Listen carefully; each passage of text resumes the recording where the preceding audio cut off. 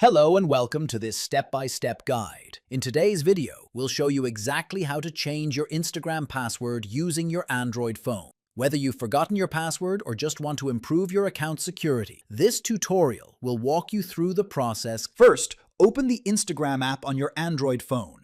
Second, tap the three horizontal lines in the top right corner. Third, select Account Center from the menu options. Now tap on Password and Security. Next, choose Change Password. You will see a list of accounts. Tap on the one you want to update. Enter your current password in the first field. Enter your new password in the second field.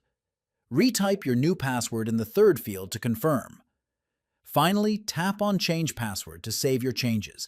That's it! You've now successfully updated your Instagram password on Android. Make sure to choose a strong password to protect your account. Thanks for watching, and see you in the next video.